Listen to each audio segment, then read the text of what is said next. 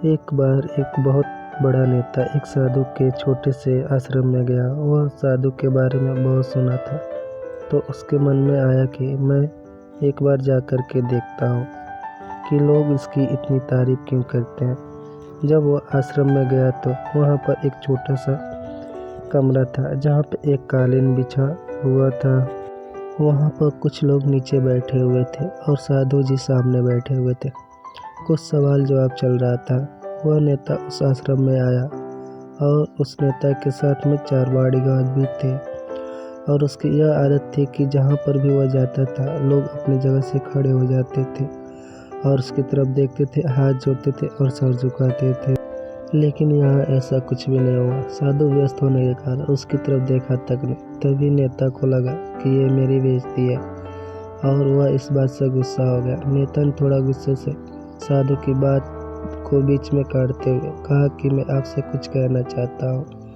साधु ने उसकी तरफ देखा और बोला, आप थोड़ी देर रुकिए, पहले मैं इनके सवाल का जवाब दे दूँ, उसके बाद मैं आपसे बात करता हूँ। तब तक आप अगर चाहें तो आप बैठ सकते हैं।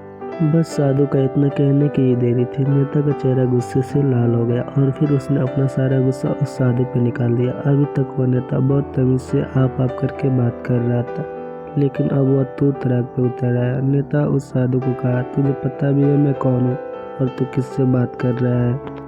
साधु ने उसकी तरफ देखा और कहा, मुझे इससे कोई फर्क नहीं पड़ता है कि आप कौन हैं, लेकिन आप जो कोई भी हैं, अगर आप चाहते हैं कि मैं आपके सवाल का जवाब दूं या आपसे बात करूं तो आपको कुछ देर रुकना होगा।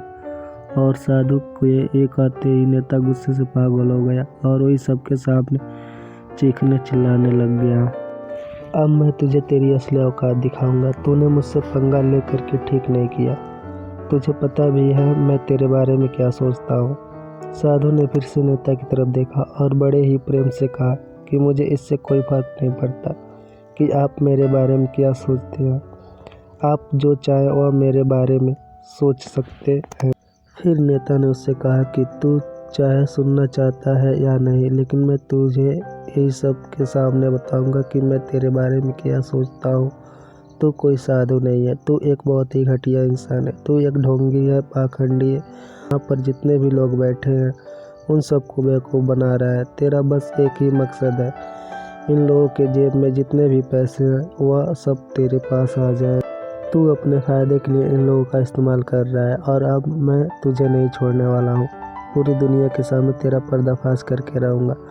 लेकिन उसके इतना बोलने के बाद भी हल्की सी मुस्कान उस साधु के चेहरे पे बनी ही रही। यह देखकर वह और भी तिलमिला गया और उसने कहा, अब बहुत हो गया, अब मैं यहाँ 1 मिनट भी नहीं रुकने वाला हूँ। लेकिन अब भी तेरे पास मौका है, अगर मुझसे माफ़ी मांगनी है या मुझसे कुछ कहना है तो कह सकते हो। इतना सब होने के बाद भी साधु के चेहरे पे एक मुस्कान थी और वह बिल्कुल शांत था। और फिर उन्होंने अपनी आंखें बंद करी और फिर साधु ने अपनी आंखें खोली, हाथ जोड़े और कहा कि मुझे आपसे कोई गिला शिकवा नहीं है। आपके लिए मेरे मन में कोई भी गलत ख्याल नहीं है। जो भी मेरे बारे में आपने कहा वह आपकी अपनी सोच थी। मुझे आप में कोई भी बुराई नज़र नहीं आती है। मुझे आप बहुत ही भले इंसान लग रहे हैं। और साधु के इतना कहते ही नेताजी का दिमाग 7वें आसमान पे पहुंच गया। उसके चेहरे पे एक अजीब सी खुशी थी, क्योंकि उस साधु ने वही कहा जो बाकी सब लोग उस नेता को कहते हैं। और वह खुशी खुशी उस आश्रम से अपने घर की तरफ चला गया और जाकर के अपने पिता के साथ में बैठ गया। उसके पिताजी ध्यान में थे। उन्होंने पूरी ज़िंदगी सिर्फ लोगों की सेवा करी और बदले में कुछ भी उम्मीद नहीं किया।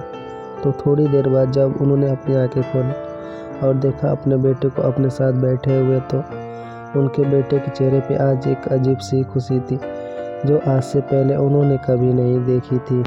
फिर उसने एक एक करके सब कुछ बताया कि आज क्या हुआ, किस तरह से वह आश्रम गया और वहाँ पे क्या हुआ, उसने क्या कहा और साधु जी ने क्या कहा।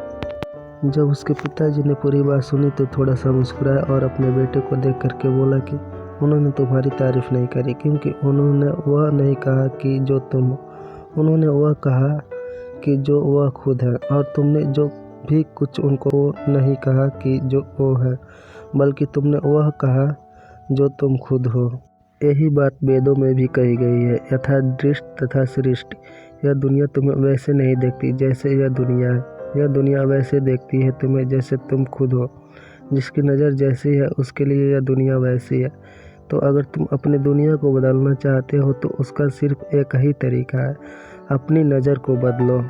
इस कहानी से हमें यह सीख मिलती है कि अगर इस दुनिया को बदलना है तो अब पहले अपने आप को बदलो, अपनी नज़र को बदलें, फिर दुनिया को बदलेंगे।